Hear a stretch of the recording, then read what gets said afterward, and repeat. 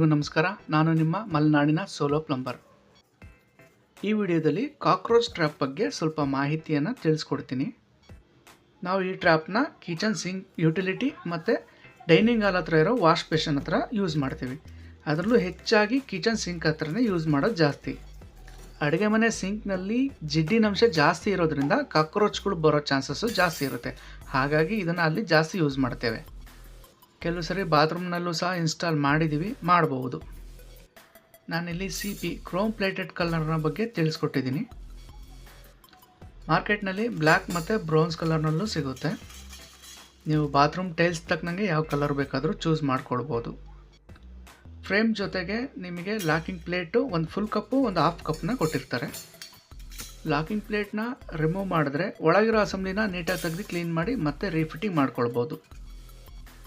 Size ನಿಮಗೆ 5x5 ಅಥವಾ 125x125 mm ಅಲ್ಲಿ ನಿಮಗೆ ಸಿಗುತ್ತೆ. ಈ ಟ್ರ್ಯಾಪು ಒನೆಡಾ ಬ್ರ್ಯಾಂಡ್ದಾಗಿದೆ. ಈ ಬ್ರ್ಯಾಂಡ್ನ ಎಲ್ಲ ಪ್ರಾಡಕ್ಟ್ಗಳು ಬಜೆಟ್ ಫ್ರೆಂಡ್ಲಿ ಮತ್ತು ಮೇಂಟೆನೆನ್ಸ್ ಈಸಿಯಾಗಿದ್ದಾವೆ. ನೆಕ್ಸ್ಟ್ ವಿಡಿಯೋದಲ್ಲಿ ಇದ್ರ ಇನ್ಸ್ಟಾಲೇಷನ್ ಬಗ್ಗೆ ತಿಳ್ಕೊಳ್ಳೋಣ. ಅಲ್ಲಿವರೆಗೂ ಧನ್ಯವಾದಗಳು.